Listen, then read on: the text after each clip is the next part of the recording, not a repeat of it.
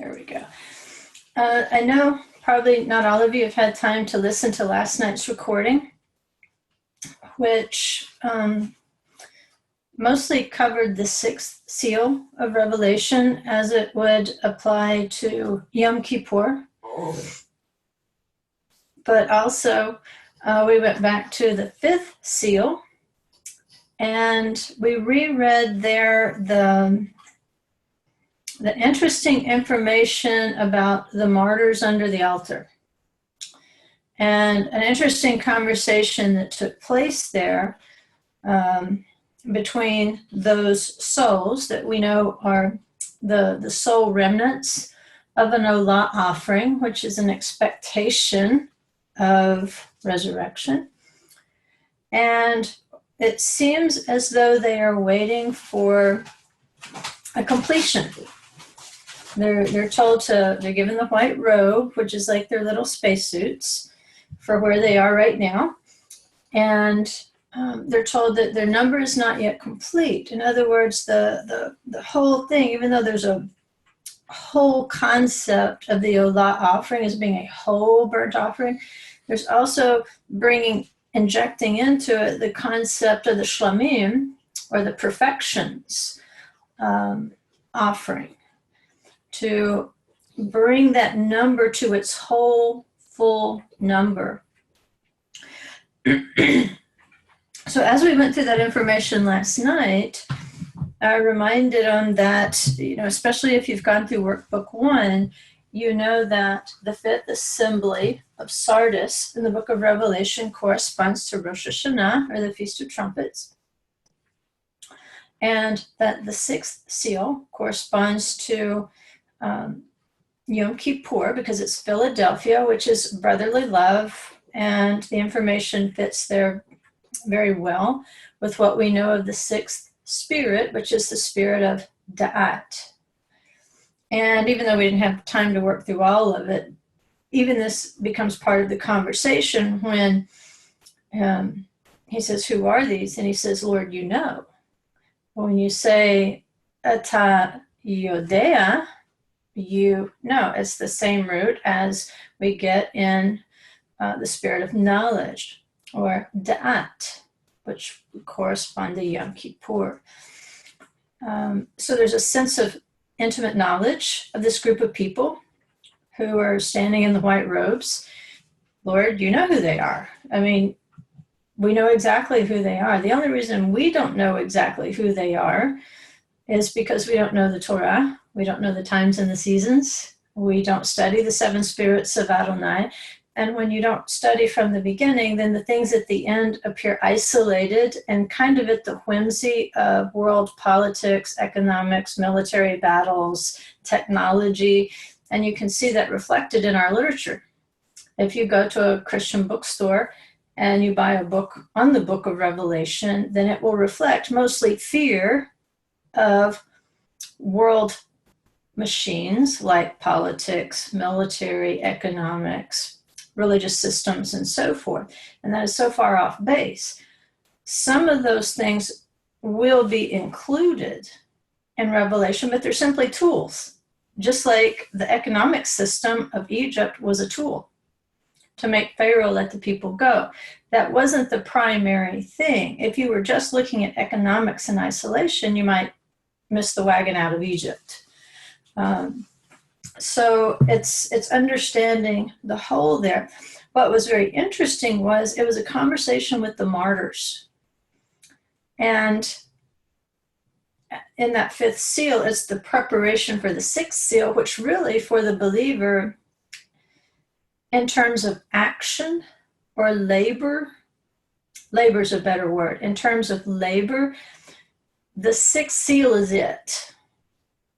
You're sealed up at the conclusion of the sixth seal, and you have nothing to add on the seventh because it's a day of rest. You know that. Just like Yeshua said, a day is coming where no man can work, right? This is going to be the day of the Lord.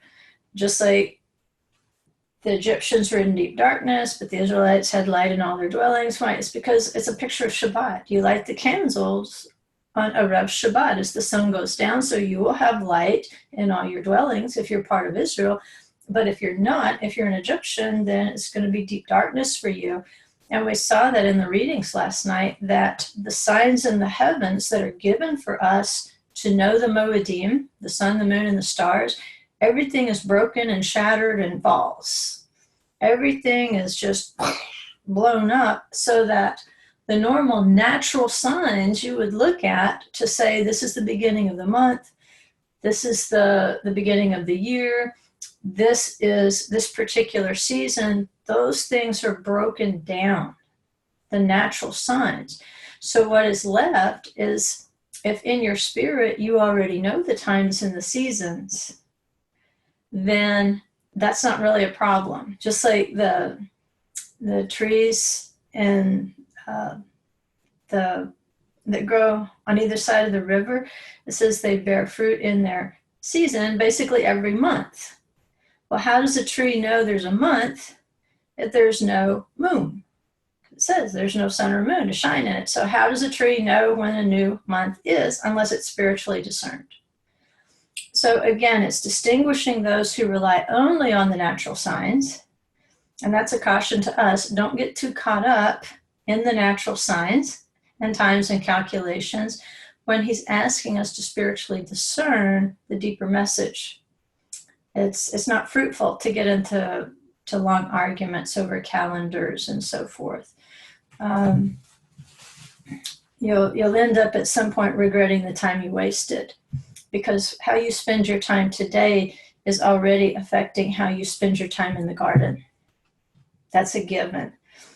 At any rate, just to kind of pull that into today's lesson, which is Chukkat, I wanted to follow up. I had read to them again. I repeated the reading of the seal, the fifth seal, as it's leading from Rosh Hashanah to Yom Kippur. And at Yom Kippur, there is a service called Yizkor.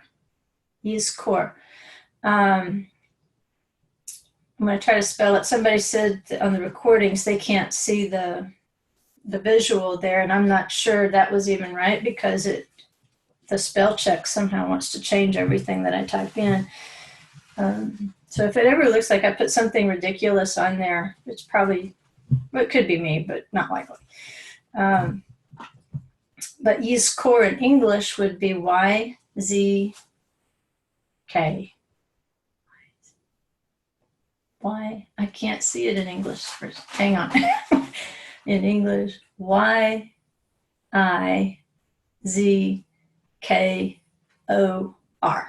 There it is.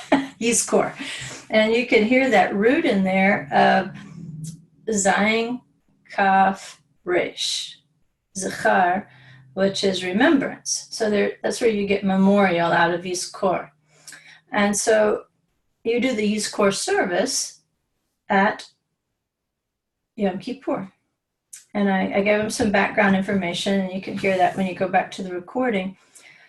But it's interesting, just a little footnote that I found, because we've been talking about the Messiah, and his palace in the lower garden has the nickname of the bird's nest, Kanzipur. And so it gave context, and we'll get another context today, for when Yeshua says, "Oh, Jerusalem, Jerusalem, how many times I would have gathered you as a hen gathers her chicks." There's all types of birds, and in this case, I think he's referring to what they call the least commandment, which is the commandment not to take a young chick with the mother, or to allow the mother to see you robbing her nest. And the robbed nest is going to come up today. We'll try to figure that out. But again, the idea of Messiah is having wings. And part of the prayer for the martyrs, and that's why I read it to him. I wanted to read it to him from the book of Revelation, and then read it to him from the Yizkor service, which is in the traditional synagogue service. It says, and this is the prayer for the martyrs: "O God, full of mercy, who dwells on high, grant proper rest on the wings of the divine presence, and the lofty levels of the holy and the pure ones who shine like the glow of the firmament. All right, so, and then it goes on and says, the holy and pure ones who were killed, murdered, slaughtered, burned, drowned, strangled for the sanctification of the name. All right, may their resting place be in the Garden of Eden. And that's the phrase I wanted to pull out of there is, may the Master of Mercy shelter them in the shelter of his wings for eternity. So we get imagery here in two ways with the bird's wings, and the divine presence is compared to the bird's wings.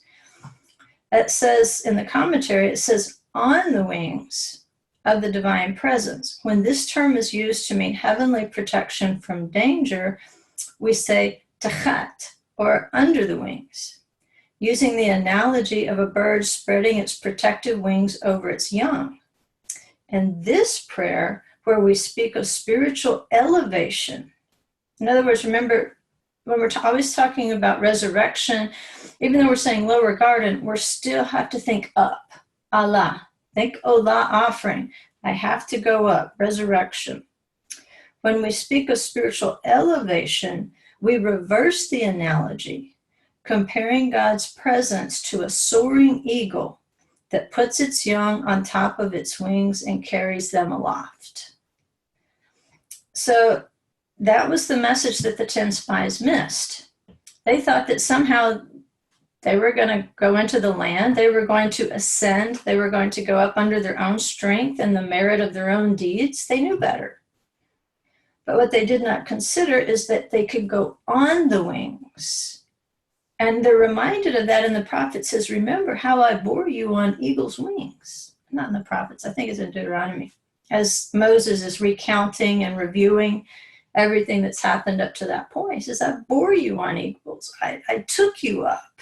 I took you out of Egypt. And we have such short memories. And I think it's great that it's called a memorial service, so that we can remember that, yes, there are times when we are under the shadow of his wings, and he's divinely protecting us from our enemies. But when we start thinking about the resurrection, and each second of the day, understanding that that second does impact something beyond time, in our future, in our eternity, then we have to understand where we are weak, where we are not able to ascend on our own merit. There is the bird. There is Yeshua. There is Messiah, the king of that palace. And his palace, in the garden there, he is able to take us there, to bear us on his wings so that we can go up. So that kind of wraps up last night. And so now, and I'm going to remind you that we had a long lesson already on Numbers 20 about Miriam dying in the wilderness of Tzin and how they failed to mourn her. And this is why the people cried out because of the water. And if you don't have that lesson, I don't know which one it is, but if I could find it, I could send you the audio to it. But it was a pretty detailed lesson. I said we would do more with it when we got to Chukkat, which is the actual Torah portion that it's in. Let me find my notes here. But another Torah portion that we just finished was Shalach. And there were some things in there I wanted to follow up on because they tie in directly to something that appears in this Torah portion that you don't hear a lot of teaching on. It's, went too far. It's going to be in Numbers 21, I believe.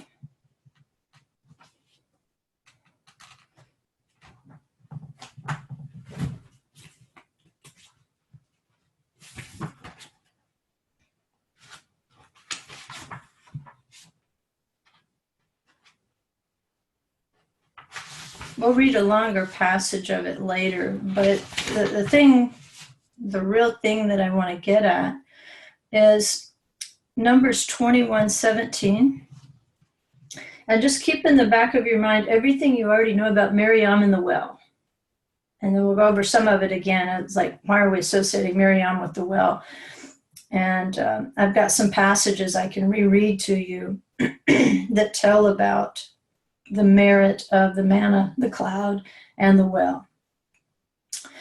It's this song. It says, then Israel sang this song, come up, O well. And some versions it'll say, spring up, O well. Call out to it. The well that ministers dug, nobles of the people hewed it through a lawgiver with their walking sticks. And from the wilderness, a gift. And from a gift to the valley, and from the valley to the heights. Right, and it's longer than that, and there's better versions. If we're just trying to figure out what are they doing here.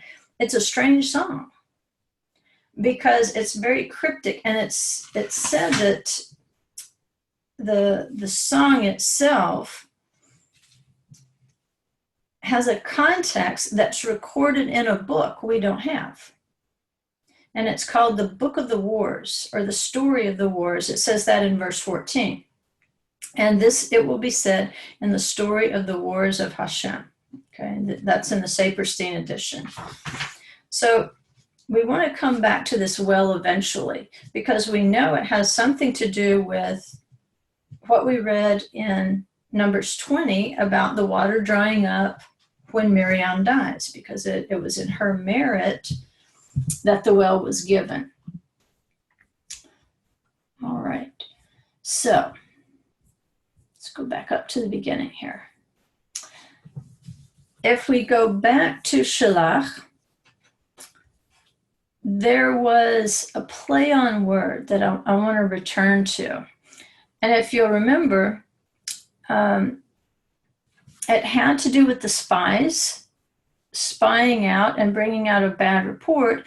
But then at the end of the Torah portion, it seemed like there was an odd little account kind of stuck in there as an appendage, but it wasn't at all an appendage. It was very much connected. And we got it in Exodus 59:39, because in order for them to remember the Shabbat, to remember to keep the commandments, they're commanded to make tzitzit, or fringes, to put on the four corners of their garments. And he says, it shall constitute tzitzit for you, and you shall see it, and you shall remember all the commandments of Hashem and perform them, and you shall not spy after your heart and after your eyes, after which you stray. And so when we read Rashi's version there, in some versions it will say, you shall not follow.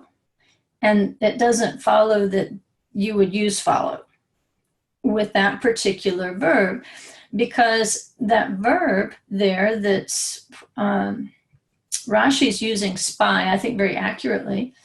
Another good word, a better translation would be journey. You shall not journey after your heart and after your eyes, after which you stray.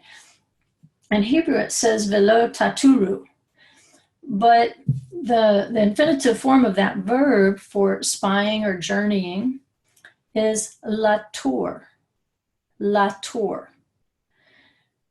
And that's going to be the verb form, latur. And he's saying, I don't want you to go touring. All right. We can remember it the English way. When you think of wandering around, spying things out, going on a kind of a wandering, exploring journey, think of it as a tour in English. All right. Just not a great tour. But he says, I don't want you touring after your heart, because that tells me that you're chasing, you're actually a little rebel. All right, it goes back to, they knew that they were supposed to go into the land, but they didn't think they could ascend, even though they already had. It had already been proven to them that they could ascend, but there again, there's doubt there that says we can't go up. And it has to do with looking at your future, looking at the resurrection of the dead, looking at the ability to go into that lower garden. And you can't. If you're looking at it by your own strength, of course you can't. But the message there was I've already brought you here. I've already shown you I can do it. There is a noun form from the same root, from tor. And that noun form is usually translated as a dove or a turtle dove.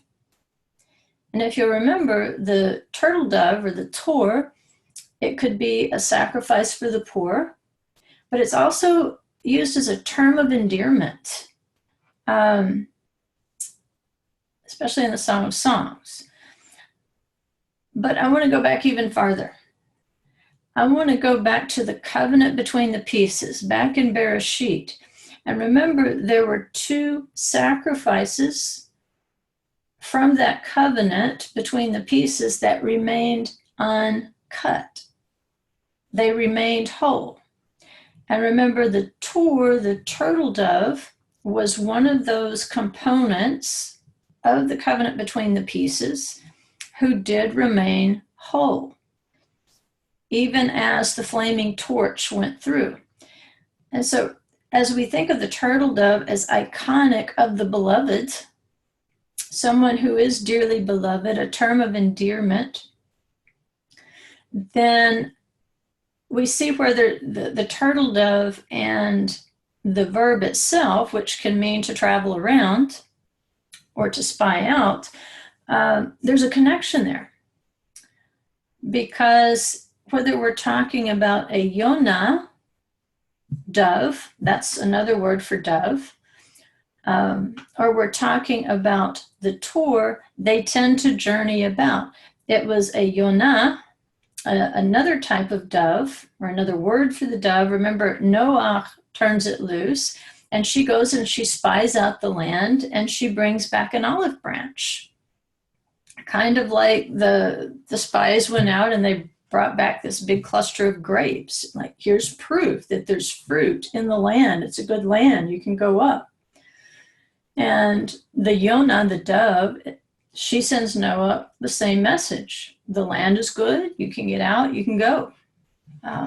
Get busy, basically, and rebuild. But the return of Israel is also compared to the return of doves to their lattices.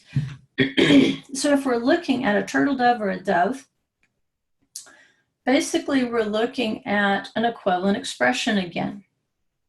And then there's another bird that remained uncut, and it was going to be a young pigeon, not just any pigeon, but it had to be a young one. And I think there's a reason that that specification is made. And if you look at Isaiah 60, verse 8, it says, "Who are these who fly like a cloud and like the doves to their lattices?" All right, flying like a cloud gives us GPS. It lands us right in the middle of Rosh Hashanah, the Feast of Trumpets. And that cloud would continue moving until it arrived at Yom Kippur. In fact, it would also continue moving as the clouds of glory, or the clouds of Sukkot. Sukkot of glory was the nickname of the cloud that enveloped the Israelites as they moved on their journeys.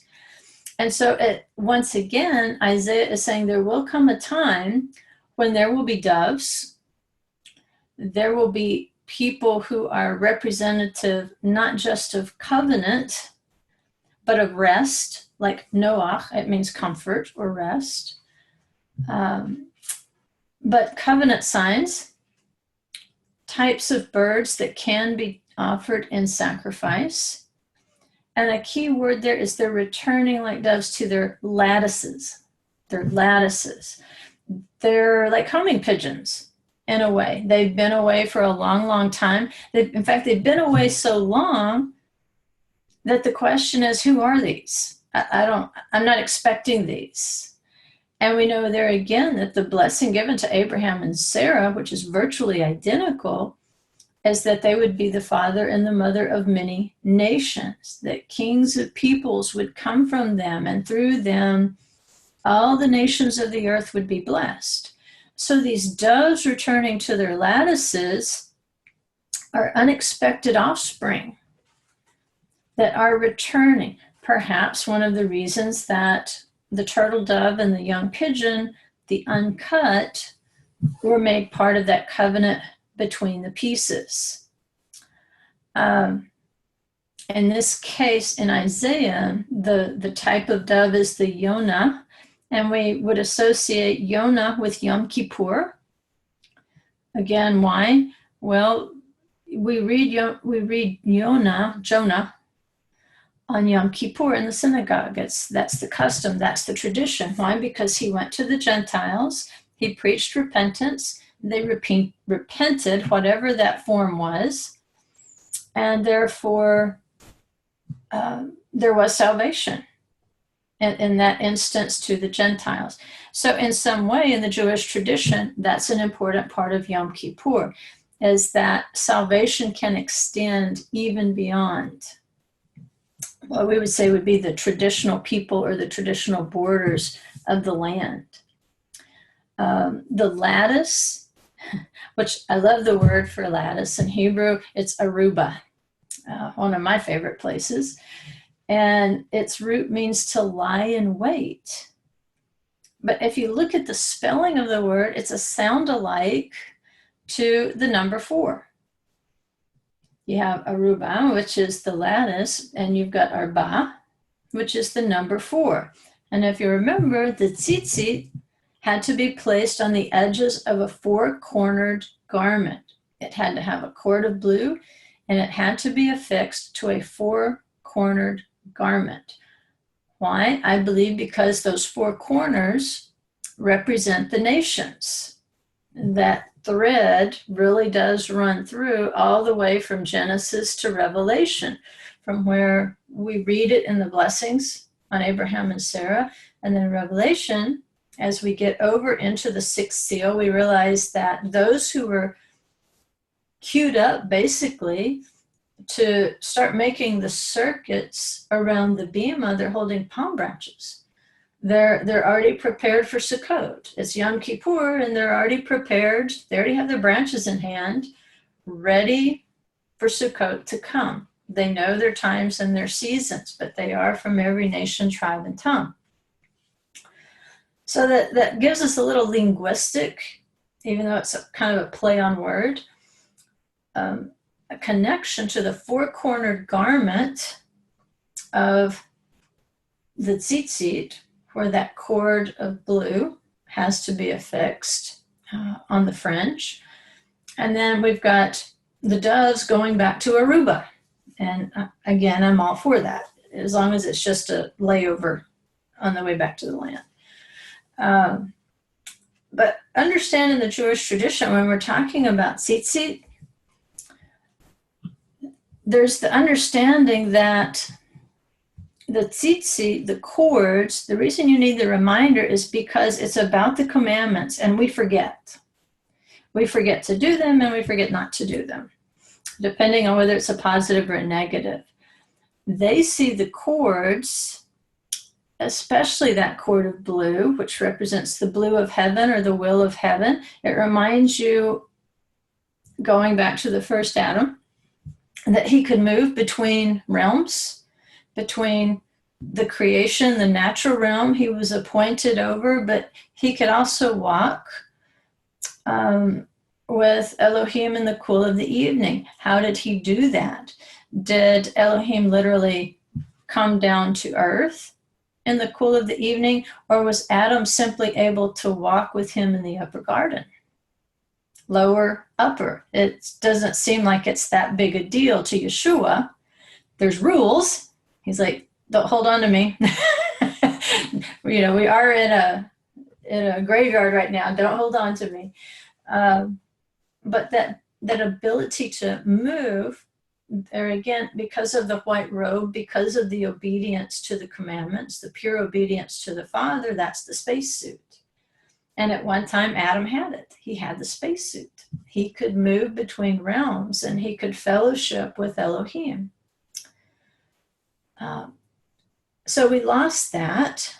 What is connecting us and what is going to lead us back, at least in terms of resurrection, to be able to again walk and talk in the presence? It's going to be that robe of righteousness that Yeshua gives us. It's Yeshua's righteousness. It's not our own, because our own is not enough. It's just, like he says, filthy rags. But in Yeshua, that transformation of the Spirit, which again, the dove is that picture of the transformation of the Spirit, especially in association with the water. Notice how those two things kind of come hand in hand. Even with the cleansing ceremony of the Metzorah, the leper. There has to be that fresh running water as the bird is killed. But we've got this attachment symbolized by the Tzitzit. And in Jewish tradition, because these Tzitzit represent the commandments, it shows you, when you look at the Tzitzit, you say, my connection to heaven is strong. How do I know it's strong? Because I can look at these natural tzitzit, and it represents my spiritual service, my spiritual obedience to the commandments. Because if I agree in the spirit that the Torah is pure and holy, as Paul wrote, then I will do it with my body. I will respond in the physical realm. So when I start breaking commandments, it's as though I took a thread of my tzitzit and just pulled it apart. I remember, and see, they do that when a Jewish male dies, they'll cut the tzitzit of his talit. Why? It's a sign that he can no longer on this earth, in this physical body, keep those commandments. He no longer bears that burden of the Jewish male. It doesn't mean that he won't ever have to keep the commandments again. You do. If you want to persist in the garden and thrive in the garden, and there is lots of things to do in the garden, then it doesn't mean that you leave the commandments behind, but you left behind this body with which you performed those commandments. So symbolically, those are cut. King David could have cut Saul's, and he wouldn't. There's always hope, right? It's like, no matter how degenerate they are, there's always some hope. It wasn't David's place to cut those tzitzit off. So that connection to heaven is what we get with the tzitzit. And tzitzit don't have to be fringes. It can simply mean the appendage of something. Like a lock of your hair. Ezekiel talks about it as a lock of hair. All right, so that's an appendage. I don't want anybody yanking me around by my hair, but if the Spirit does it like it did to Ezekiel, he took a lock of his hair and it says, lifted him up. All right, so what would lift you up? Well, when you look at the tzitzit, it reminds you what helps you ascend. It's your obedience. It's your remembrance of the covenant. Not just that was made at Sinai, but the covenant that was made with Abraham and Sarah, at the covenant between the pieces. If you're a dove and you're going to return to the lattice at the appointed time, like Isaiah says, then you need to do in your body what your spirit already agrees with, and that's that the commandments are good for you. And their preparation for you, not just for the resurrection, but to even prepare for the resurrection in the garden, should you die before Yeshua returns. That's all part of it. So the tour is that little play on words with latour, to journey around and to spy out. Now let's go back and just for a second, Genesis 15, 6 through 11, let's just review the covenant between the pieces, because in it you can see the two promises, the mirrored promises given to Abraham and Sarah. If you go back and read the promises, the wording's almost identical. So Abraham's having trouble believing that Adonai, who has taken him out of Ur, is actually going to give him Israel. He's going to give him the land to possess. And then it says in verse 6, it says, then he believed in the Lord, and he reckoned it to him as righteousness. And he said to him, I am the Lord who brought you out of Ur of the Chaldeans to give you this land to possess it. Kind of like he was telling the Israelites hundreds of years later, I've already put you on my wings and brought you here. And Abraham said, O Lord God, how may I know that I will possess it? In other words, it's there again, underlying is this prophecy of the lower garden. How will I get back in the lower garden? How will I know? So he said to him, bring me a 3-year-old heifer and a 3-year-old female goat. So we've got the 2 female animals, just like you've got 2 people within this covenant. You've got Abraham and Sarah. It says, and a 3-year-old ram, which would be the male. And it says a turtle dove, and turtle dove there is tor, and a young pigeon, which is gazal. And I believe the root of gazal means shimmering and bright. It says, then he brought all these to him and cut them in 2 and laid each half opposite the other, but he did not cut the birds. The birds of prey came down upon the carcasses, and Avram drove them away. All right, so the uncut birds are part of this ancient promise. And so when we see the doves coming back to their lattices, hopefully it's because, like Abraham, at that point they believed. They might have questioned and say, I don't really understand how you can take me and give me this land. But then it says, then he believed in the Lord, and he reckoned it to him as righteousness. So there again, a robe of righteousness, what is it? It's a belief that's going to lead you to right behavior. And ultimately that belief is in Yeshua. Because it's because of his righteousness that we put on. It's not our personal righteousness. It's just not sufficient. So we've got 2 spies who actually believed in the promise of return to Abraham's descendants. That was a long time ago to the spies. But Caleb and Yehoshua, they both believed. And they've got the precedent going all the way back to the covenant between the pieces. And so when you see the Sabbath breaker wandering around for wood on Shabbat, then thematically it does connect. And what he said is, the Lord also spoke to Moses, saying, going back to the Tzitzit and Shalat, speak to the sons of Israel and tell them that they shall make for themselves tassels on the corners of their garments throughout their generations, and that they shall put on the tassel of each corner a cord of blue. It shall be a tassel for you to look at, and remember all the commandments of the Lord, so as to do them and not to follow. Remember, not a good translation. The Hebrew verb is lator. After your own heart and your own eyes. In other words, go flitting around like a bird on a journey. Like an evil spy. All right? He had already brought them back, and they decided to go wandering after their own heart and after their own eyes. He says, after which you played the harlot, so that you may remember to do all my commandments and be holy to your God. In other words, if you expect to go into the land, then you should also expect to keep my commandments, because it's only with that spacesuit that you're going to be able to survive in outer space. It's only with a spirit of obedience that you will survive in the lower garden.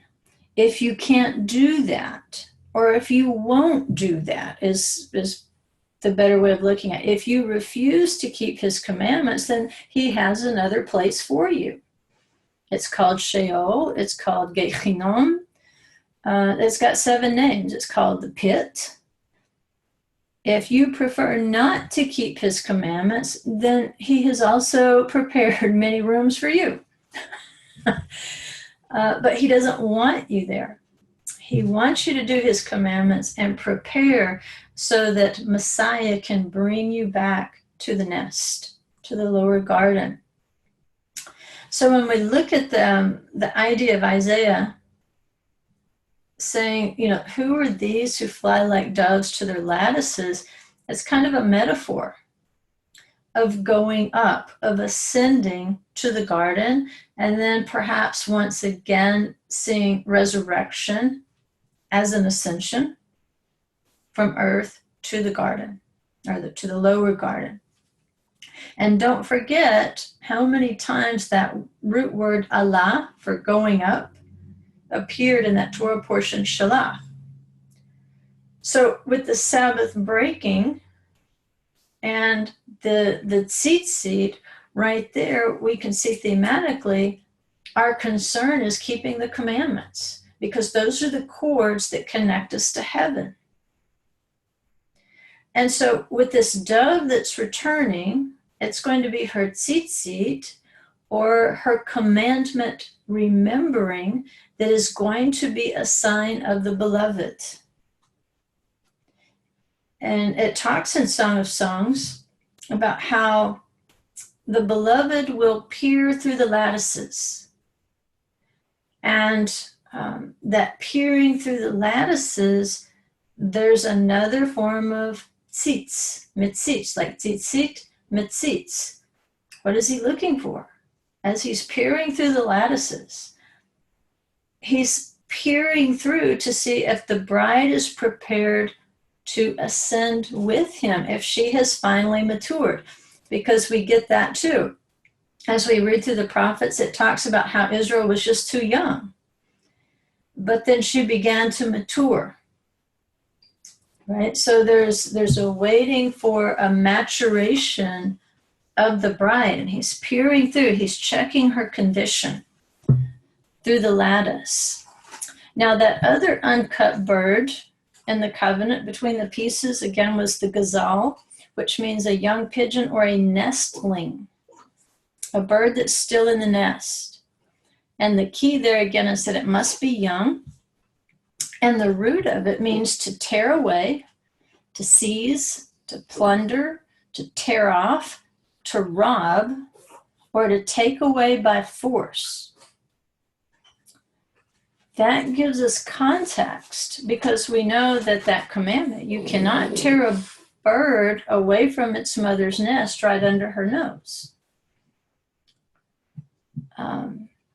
But in some way, remember that darkness that descended, and the carcasses, not the carcasses, the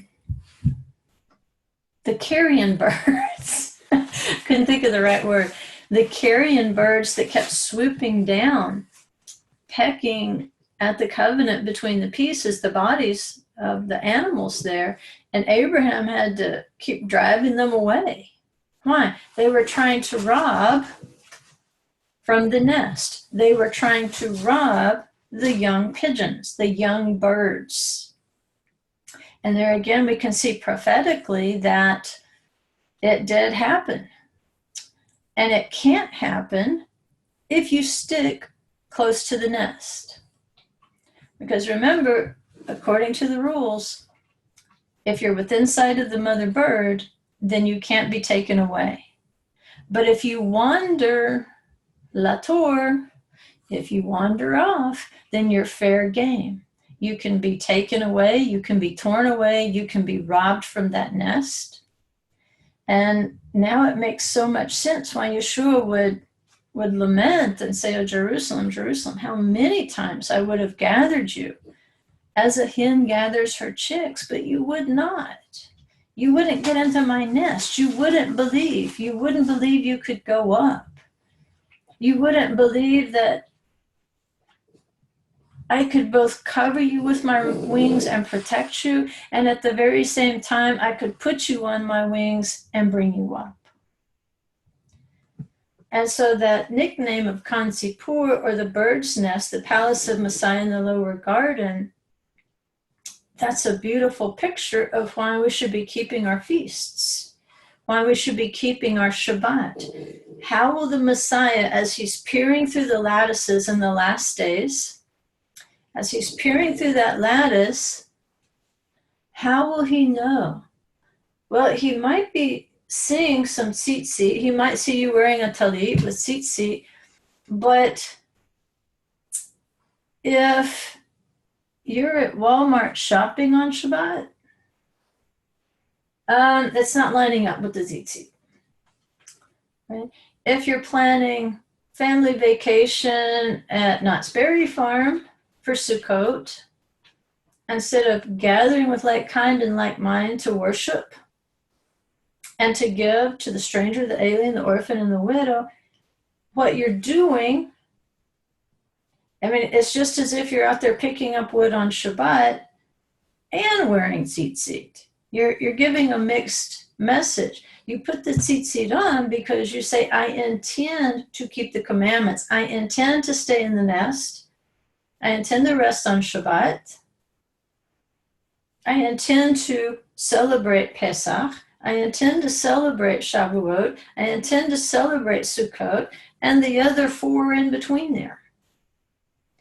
In other words, it's part of who I am. Because see, in this case with the Sabbath breaker, they had to artificially attach the tzitzit.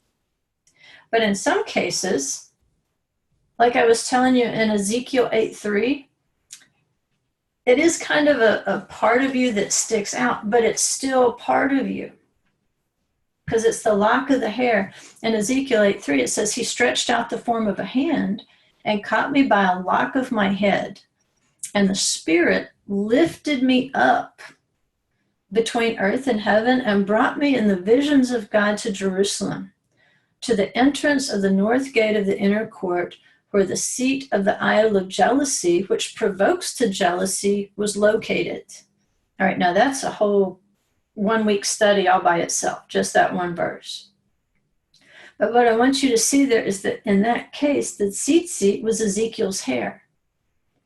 It was lifted by the Ruach HaKodesh, the Holy Spirit, and because he was lifted by the tzitzit, he was able to ascend. And he was able, it says, to see between earth and heaven. And what he saw between earth and heaven, which right there, you should be thinking lower garden, is Jerusalem. Why do we go up to Jerusalem in the natural realm? Why do we make every effort to go to Jerusalem at the 3 foot feasts? Because in the natural realm, we're rehearsing, we're practicing. What Ezekiel is able to see is that there is a Jerusalem that represents the lower garden, the ability to ascend. But the adversary, he wants to sit on the throne. Remember in Isaiah how it talks about the king of Babylon? He says, I will lift my throne above the throne of God. I will sit on the mount of the Moed. I will rise above the heights of the clouds, which the clouds are the great clouds of witnesses. Above the heights of the stars. The stars are the children of Abraham. He wants to rule over that. So the picture that Ezekiel is seeing is we can see it in the natural realm on earth. All we have to do is look on top of the Temple Mount, see who's occupying that territory with an idol of jealousy, that territorialism that says, I will sit here and not God and not his people, not his covenant people, not the people who were included in the covenant between the pieces, people who would be blessed by the covenant made with Abraham, people who would be blessed by the covenant made at Sinai. So when we see things happen in a natural realm, it's a reflection sometimes of battles going on in the heavenlies. So we have to ascend too. That's what the Tzitzit are all about. Not just looking at what's physically on the Temple Mount today, but looking up and saying, no matter what we see there, we see the lower garden. We are able to go up. He is able to restore us. The Messiah is able to both protect us with his wings or to put us on his wings and to take us up between heaven and earth.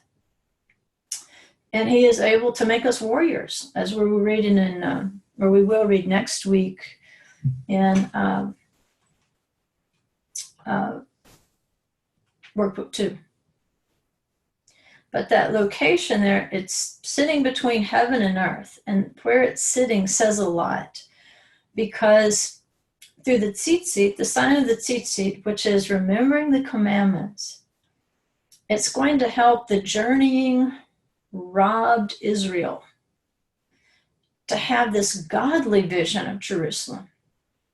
Yes, to discern the present occupation, but to understand that when we return to the wall, and there's a reason I'm saying the wall, the Kotel, because the Kotel is going to be in the text of the Song of Songs. When we return to the wall to pray,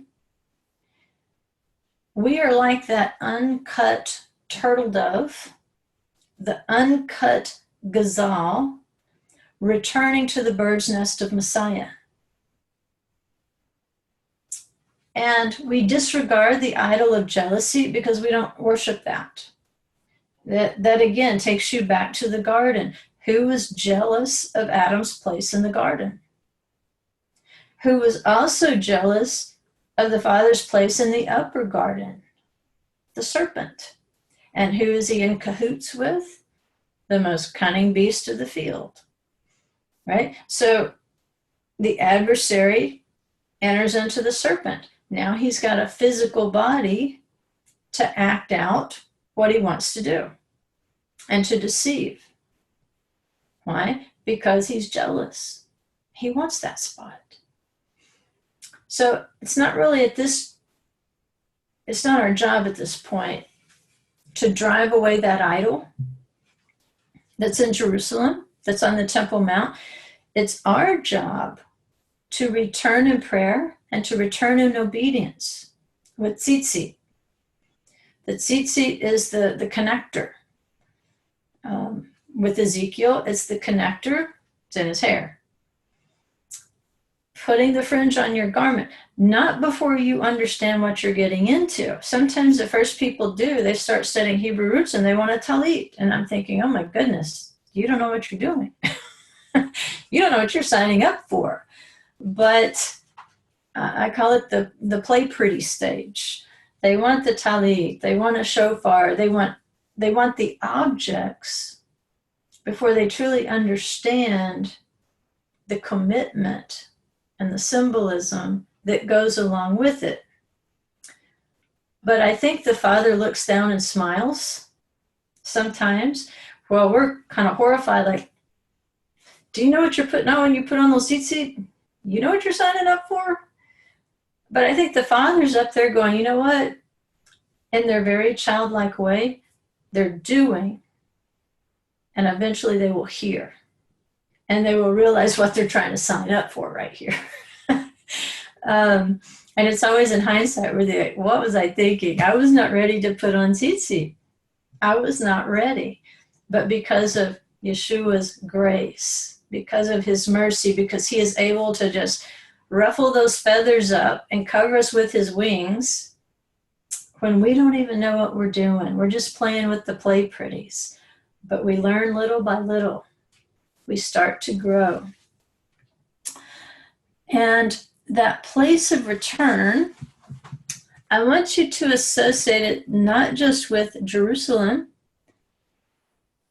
but with the Temple Mount itself, where the temple stood. And right now we all know what the only part of the temple that is left is not really part of the temple itself. It's just the retaining wall, just the western wall. It's called the Kotel. Now, where in the Bible do we find that the Kotel, just the retaining wall, where do we find out that's significant? Well, we go back to the Song of Songs. And if you'll go to the Song of Songs 2:9, it says in English, "My beloved is like a gazelle or a young stag. Behold, he is standing behind our wall. He is looking through the windows. He is peering through the lattice." All right, there's two words in there that are significant if you can read it in Hebrew. If you have an interlinear or you have a Bible search application, go back and look at that verse in Hebrew, because it says that he is standing behind our wall. Katlenu. It's saying he's standing behind our kotel, our wall. And it says he's looking through the windows and he is peering, Tzitzit, through the lattice. Do you hear that same root word as tzitzit? All right, so in this case here, you're looking at a verb, Tzitzit. So what is he looking for as he's peering through this lattice? Well, the hint there is he's looking for the tzitzit. He's looking for the obedience to the commandment. Let me see. I've got a book here with a great commentary on the Kotel. And it says, behind which wall, Kotel, is God standing? Behind the Kotel, the western wall, which the Talmud teaches will never be destroyed. Song of Songs was composed when the Holy Temple was built. Prophetically, King Solomon proclaimed that even when the temple would be destroyed, the Kotel would always stand. Today, when historic revisionists seek to sever any connection that the Jews have with Jerusalem and the Kotel, we take comfort in this reminder that over the thousands of years of exile, God has been peering out and watching us. An alternative interpretation is that the wall behind which he stands can also refer to the walls of synagogues and study halls, wherever we may be, in the exile, from the advanced scholar to the budding student. The simple laborer and the polished professional can find the presence of God in houses of study and prayer. God waits patiently, lovingly, until the day we are reunited forever. I think that's beautiful. And it points out as it goes through here on the commentary that there's another wall. In Jerusalem, it's the city walls. And over history, those city walls were breached by the Babylonians, by the Romans. And this goes back to the negative report of the spies, remember? That became the anniversary date when the temples would be destroyed. But first, they had to breach the walls of the city itself. And so the outer wall, the city wall, it has been torn down time after time and rebuilt and torn down. And if you go there today, you can actually see the levels of the different empires who have built and rebuilt and so forth. But the wall in the Song of Songs, it says the Kotel, it's worded katlenu, which means our wall. Not that wall. Not the wall that's built by empires of men around the city, but the wall that is ours, because it's not there to physically protect us. That's not its function. It says because it's open on three sides. What kind of wall do you build that's open? What's the message there? It says it's for the purpose of spiritual protection, because for the individual who comes to pray in quiet solitude, or for the thousands who come to the Kotel for the blessings of the priests, it's that the protection that wall gives us, Katlenu, our wall, is that he is standing behind it, watching, waiting, observing, and supervising our every action.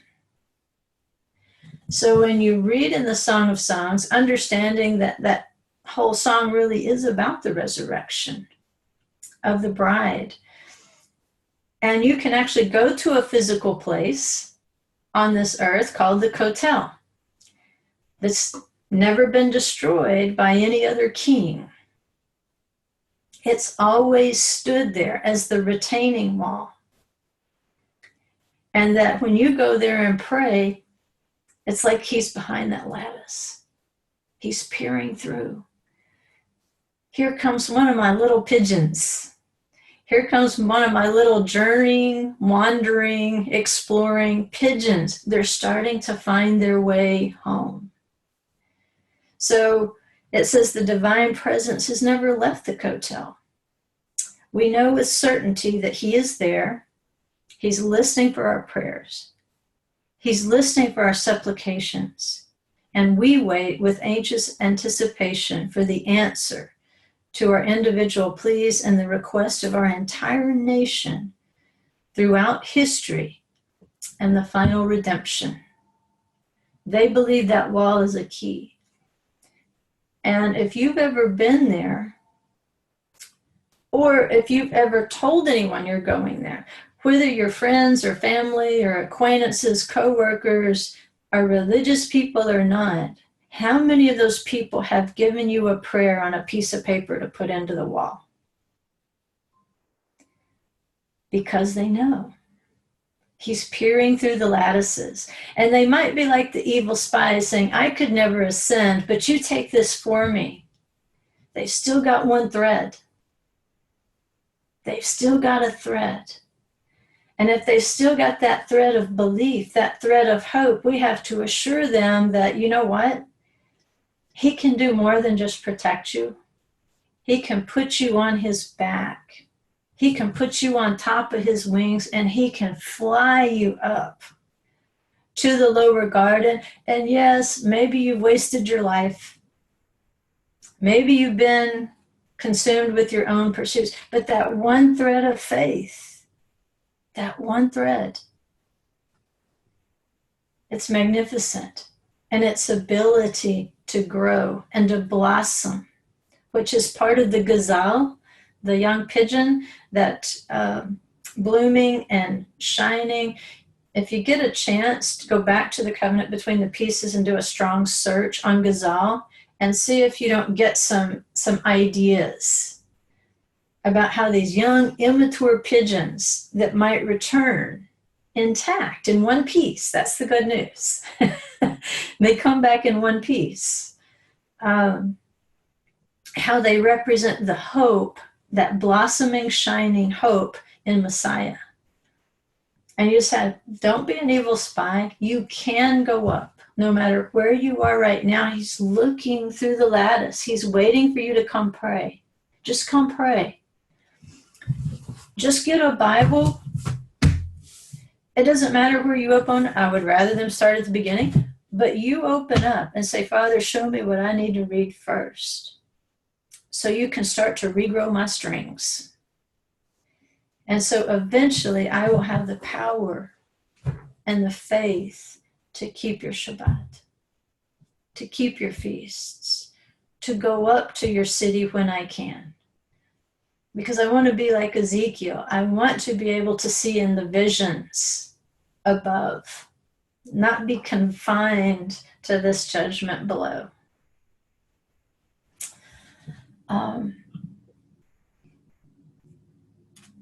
Let's see. I think what I'd like to do, I can't meet next week because I have a doctor's appointment. So if you would like, I'm just going to keep going and bring in some more things with this parasha in Exodus 20:21. And if any of you want to or can tune in next Monday night with the Monday night class, if you'll email me and remind me, I can send you a special invitation where you could jump on with us at 9 o'clock on Monday night. But that doctor's appointment hits right in the middle of the whole day. And I'm going to be up there a while because it's actually 2 doctor's appointments. They did one right after the other so that they could go over the results with me. But I'd like to just keep going because if you thought this was beautiful, there's more good stuff to say about this Torah portion, even though I'm pulling in from previous places. And if you need to jump off, if you need to go to work, you got kids screaming or whatever, it's fine. But I want to keep working through it to give you some more time this week for next week. Now let's roll back from this idea of the doves returning to the lattices, understanding our Messiah. He's peering through there. He's waiting for our return. And go back to Numbers 20, just to review some of the things that we already have said about Miriam.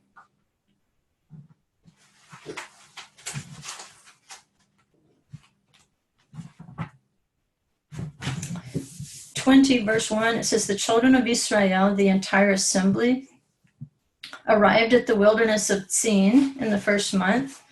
And I think in a PowerPoint presentation, I showed you lots of pictures of this area. I actually showed you a picture of the location of Miriam's spring.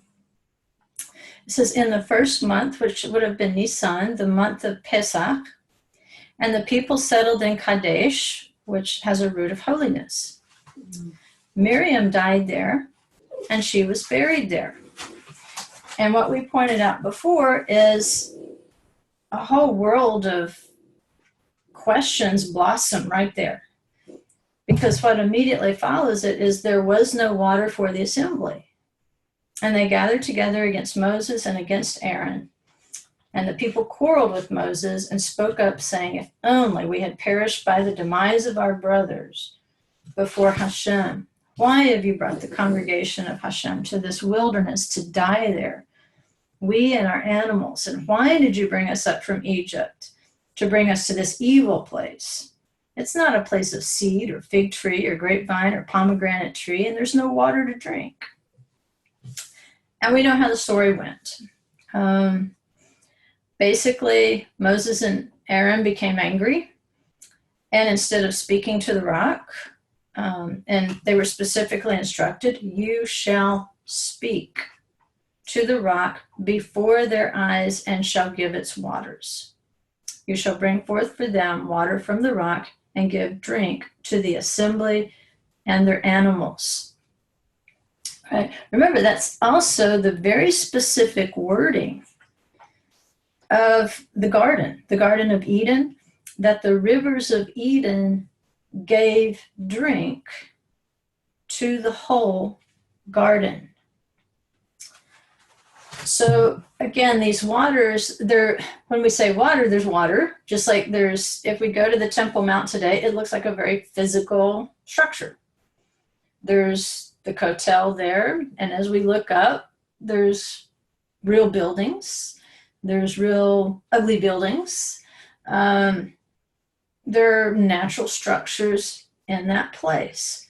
But for those who read the word, we know that what is there is not the totality of what is there. That there's a whole spiritual battle, like Ezekiel is seeing, going on between what is prophesied through covenant and the idol of jealousy who wants to squash. Because see, if the idol of jealousy can make sure that it doesn't come out that way, then God's a liar. And we know he's not a liar. But putting those physical obstacles in the way, that's not going to stop Messiah from coming back. You can seal up a gate, you can plant a graveyard in front of the gate. None of those things are going to stop Messiah. Because like he said, come to me and drink.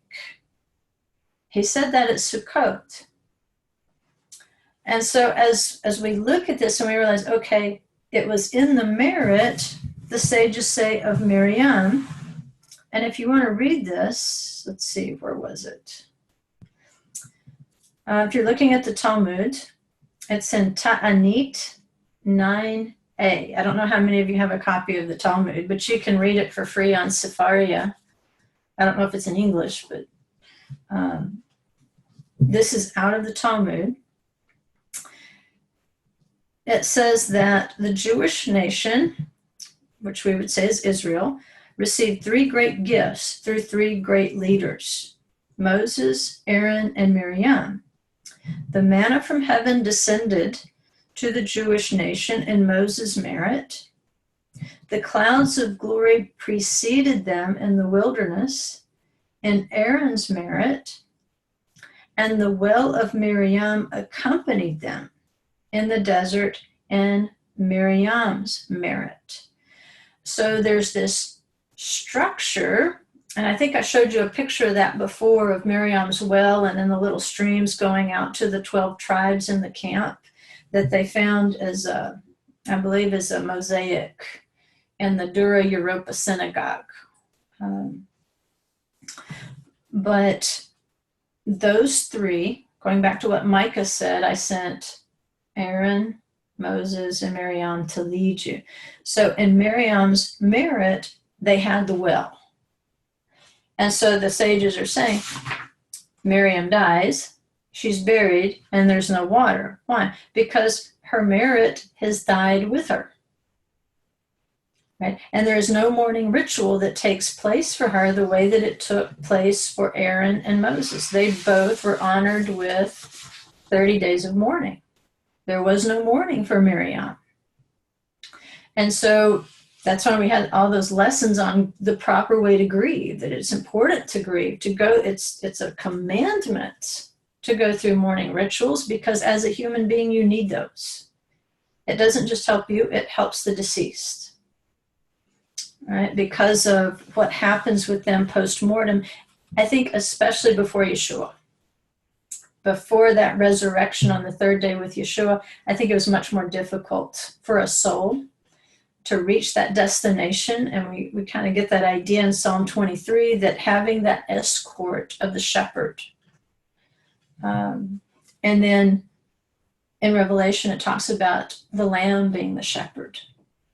And so in Psalm 23, if Miriam, if her soul is having trouble making it from here to here, then who does Psalm 23 say comes in there? The Lord is my shepherd, I shall not lack anything. It's no coincidence that it doesn't matter whether you're Jewish or Christian, they're probably going to be reading that psalm at your funeral. It's kind of the standard. But Moses and Aaron do not act properly.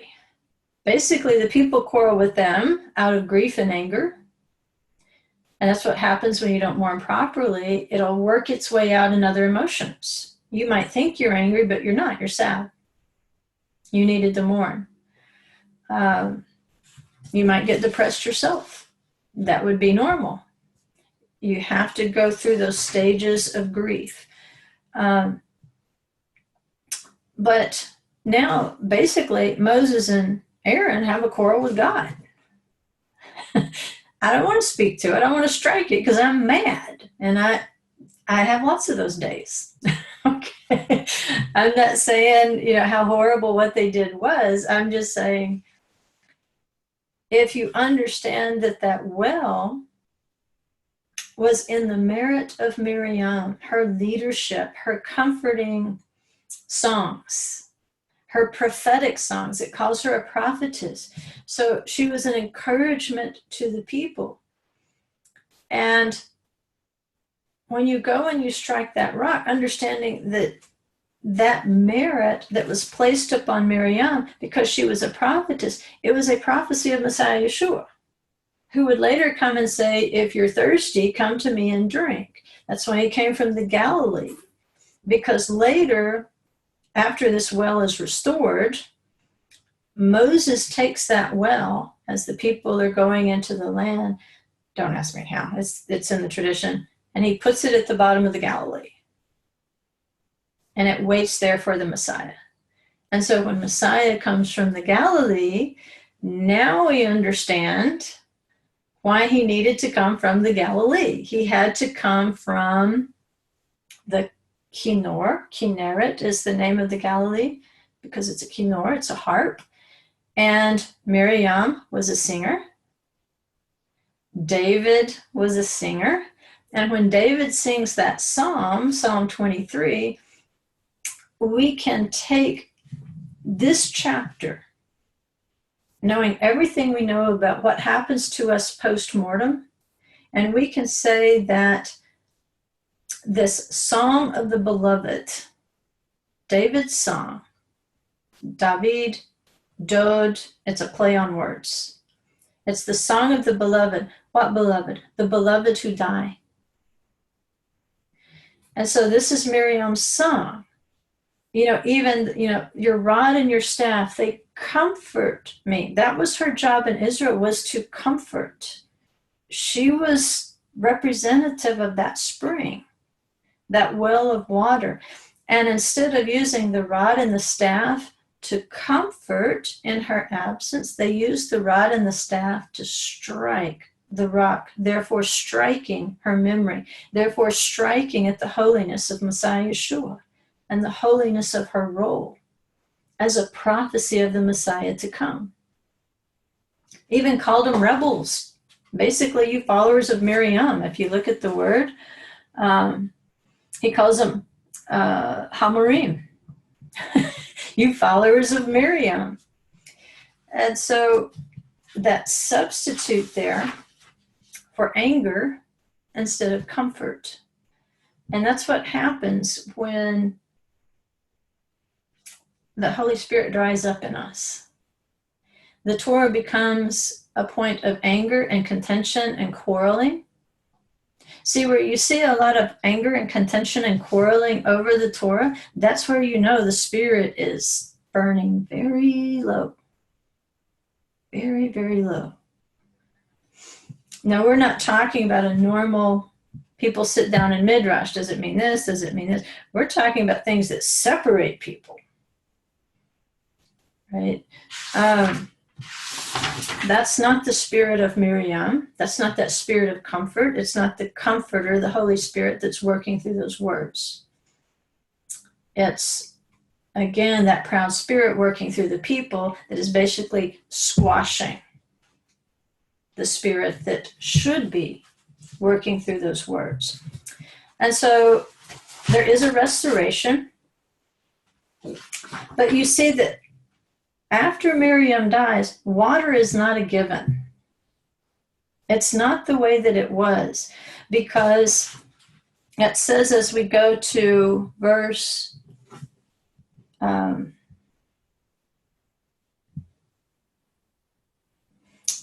16, it says, we cried out to Hashem and he heard our voice. He sent an emissary, took us out of Egypt. Now behold, we are in Kadesh, a city at the edge of your border. Please let us pass through your land. We shall not pass through field or vineyard, and we shall not drink the water of a well. We shall travel the king's road. We shall not veer right or left until we pass through your border. Edom said to him, you shall not pass through, lest I go forth against you with the sword. The children of Israel said to him, we shall go up on the highway. And if we drink your water, I or my flock, I shall pay their price. All right. Now they're offering to pay for water where they used to get it for free. So again, the water at that point was just not the same. And we know that as we go through the chapter, Aaron's told it's because of that specific incident with the well, with Miriam's well. He says, because you defied my word at the waters of strife. Take Aaron and Eleazar his son and bring them up to Mount Hor. Take the garments off of Aaron, dress Eleazar his son in them, and Aaron shall be brought in and die there. And you can actually see Mount Hor from where Miriam is buried. The brother and the sister were within sight of one another in their burial spots. And so, again, the idea of Psalm 23, he anoints my head with oil. My cup runs over. Well, the anointing that was on Aaron was about to be passed to his son. Why? Because he didn't honor Adonai is holy. And the incident with the water. Kadesh, where they were, it should remind you of Kiddush, the cup of Kiddush, the sanctification of the Shabbat, the sanctification of the day. Again, with Miriam, remember, when you do Kiddush, you have to pour the wine until it's brimming full, and it's okay if it drips over.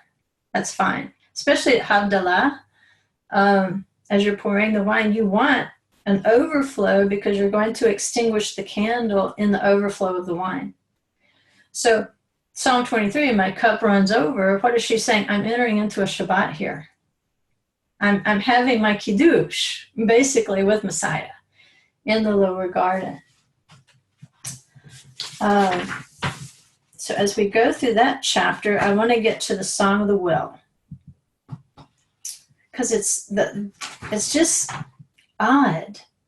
And that's what we love about it. It's in an odd place with odd wording. And therefore, we know it's important. The less it makes sense or the less context something seems to have, then probably the more context it does have if we just keep searching it out. So let's see. Now remember, back in the same Torah portion with the spies and Shalach, Numbers 13:19, Moses told the spies to look for this. He says, how is the land in which they live?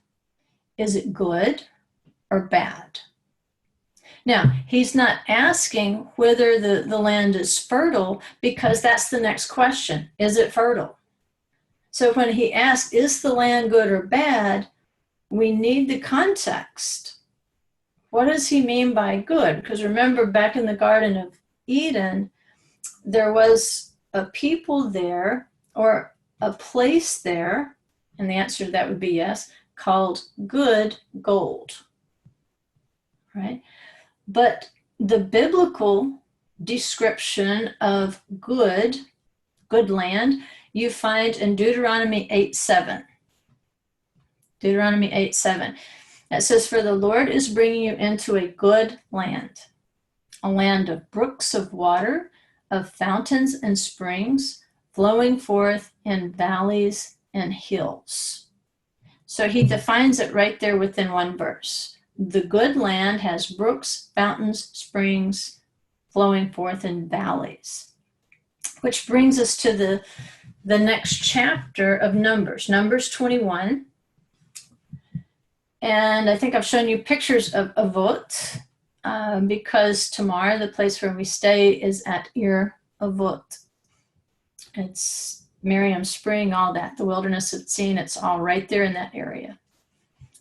And so in Numbers, starting with chapter 21:10, it says, now the sons of Israel moved out and camped in Avot. They journeyed from Avot and camped at Iye Avarim in the wilderness, which is opposite Moab, to the east. From there they set out and camped in the Wadi Zered. From there they journeyed and camped on the other side of the Arnon. You kind of get the idea of the journeying doves right here, which is in the wilderness that comes out of the border of the Amorites. For the Arnon is the border of Moab, between Moab and the Amorites. Therefore, it is said in the book of the wars of the Lord. Okay, and again, we're like, when did all this happen? It says, Wahev in Suphah, and the wadis of Arnon, and the slope of the wadis that extends to the site of Ar, and leans to the border of Moab. From there they continued to Be'er, that is the well, a well is a Be'er, where the Lord said to Moses, assemble the people that I may give them water. Then Israel sang this song. Spring up, O well, sing to it. The well which the leaders sank, which the nobles of the people dug with the scepter and with their staffs. All right, and you're still thinking, oh, that's kind of odd. I don't really remember that incident. Well, obviously it's a prophetic song, but we still get the idea that this springing up of the well was part of some salvation. It was an event that was song-worthy, like the Song of the Sea. In fact, I think in Judaism it's called the third song.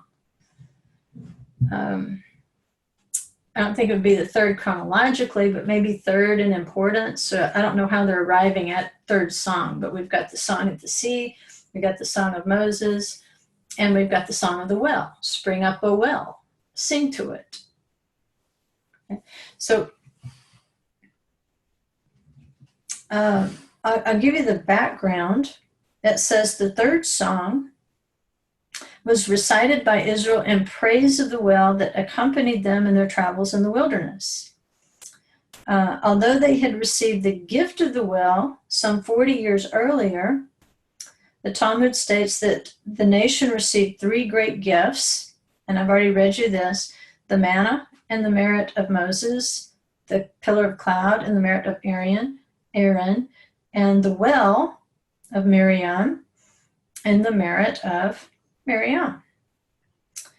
And so basically what we get here is a summary of wanderings, if that helps us to think of the turtle dove and the Yonah and the young pigeon, the gazelle, these wandering birds.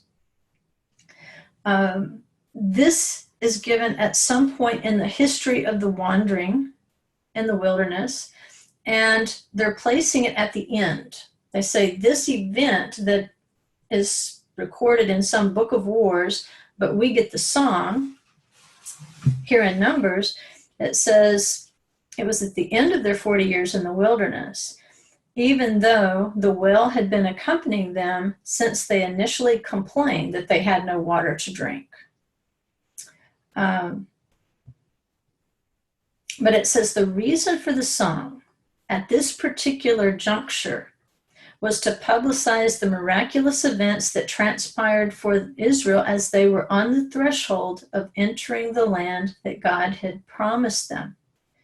It says the song refers to the outpouring of the valleys. It says the well that traveled with the nation went down into the valley and brought up with it the blood of the dead Amorites and their body parts. Okay, it's kind of oblique right here, but the background of it is the Israelites didn't know the Amorites had been conquered. And so the well goes down and brings up the evidence of the dead army. When the children of Israel contemplated the miracle that occurred to them, having been saved miraculously from the Amorites, they called out in song. They had been oblivious to the miracle while it was happening. Only after they walked through that area did they fully realize the gift of their salvation. The well that had been with them for 40 years now became an additional source of life for Israel, and they sang out to Hashem in an exalted expression of thanksgiving. So that message there, I think, is that all along, in that 40 years in the wilderness, the well is not just giving them water. We don't think of the well as a tool of war. We just think it, like with Miriam, we think of it as a comfort. But I got a hunch Miriam could get up in your face if she chose to. I think she had a warrior, courageous spirit, because when she put Moses in that basket in the Nile, she didn't run away. She could have perished. I mean, it was a Queen Esther moment. If I perish, I perish, but I'm going to stick around and make sure my baby brother is not harmed by crocodiles or whatever. And she waits until he reaches safety, and then she takes an additional risk by going up to Pharaoh's daughter and saying, I can get him a wet nurse. And you know Pharaoh's daughter's going to know. I mean, it's not rocket science. Here's this little kid in a basket in the Nile, and it just happens to float right up to her. You think it was by chance that Miriam stuck that basket in that spot? She was a prophetess. I think she put it exactly where the Father told her, not her natural father, but where her spiritual Father in heaven. I think he said, put it right there. And in about an hour, which that's what the rabbis say, it took about an hour. She had to wait an hour until Pharaoh's daughter came down to bathe. So she had some gumption, right? She had some chutzpah. And this song is recording the action of the well that was given in the merit of Miriam. And so the Israelites are oblivious that what is happening according, and I don't know if they're pulling out this thread from the Book of the Wars. I don't know enough about the Book of the Wars, but this is the tradition handed down. It said that the Amorites had hidden in the caves in the valley of the Ammonites, called the Valley of Ammon. And the nation of Israel was going to have to walk through that valley. And so they're hidden up in the caves, or all basically they have to do is shoot down and pick them off, as they go by. And while the Amorite soldiers are up in those caves in the mountains, ready to attack them with arrows and catapult stones, on the Amorite side of the valley, the mountains have these protrusions of rock. And what happened is that the mountain miraculously uprooted itself and slams into the other mountain on the opposite side of the valley, and it would be, just like that. And so it destroyed the army as it was waiting. And the Israelites didn't even know it happened because they're not even there yet. And so as they're traveling through, they say the well goes down into the valley, and it starts bringing up the blood of the dead Amorites and their body parts as proof that Adonai did go before them. And he did conquer them, and they didn't do one thing. It was just like the crossing at the Red Sea. They're just like, what? They don't even know it's happened until the water brings up the evidence and says, look what I did for you before you even got here. So look at what Yeshua is saying to his disciples. He says, I go to prepare a place for you. I came in the merit of Moses as the bread of heaven. I came in the merit of Aaron as the pillar of cloud that had the divine name in him, that with the power to forgive or not to forgive. I came with the power like Aaron to heal and to intercede for the sick. And I came in the merit of Miriam. I came from the Sea of Galilee to give you comfort and to go before you and to vanquish your enemies before you had one clue what I was doing on your behalf. I will conquer the armies before you even knew they were there. He says, I'm going to go and prepare a place for you. You can't go there right now. But I'm going to go prepare a place for you because in my Father's house, there's many rooms. And because of Yeshua, it's like with these Israelites, they had a great salvation and they didn't even know it while it was happening. And that's the way we were. We were clueless. We didn't know everything Yeshua had done. And the more we study this Torah, the more we turn the pages year after year after year, the more we realize he's done concerning our salvation and conquering the giants and conquering the Amorites and bringing forth water where there was none, opening a way through the water where there was no way. He has made every preparation before we get there. And if we can't believe that we can go up to the land, if we can't believe that we can ascend to the garden in the merit of Yeshua, then, like I said, there's an alternate place for those who don't believe. But I say these Torah portions build our faith. That no matter how raunchy I acted yesterday, no matter how unbelieving I was yesterday, little by little, the Spirit is changing me. I don't want to quarrel with the well. I don't want to quarrel about the well. I need the comfort of the well. I need that life-giving water. Because it's through the well. You know, Yeshua saying, come to me. I'll put a well up inside of you that you won't be able to stop. And that's the great thing about a living well. It brings the corpses of the Amorites up, but a living well is never contaminated. It can never be made unclean. So when he puts that well of the Spirit inside of you, yes, you're a corpse with dead things in it from time to time. But Yeshua can wash it out of you. If you just quit quarreling with him about it. If you quit saying, but I want to be angry. I enjoy being mad. I'm very grateful for that transformation of the Spirit. And that's why I say if we're walking in the wilderness without the will of the Torah, it's all going to get pretty dried and cracked before we get there.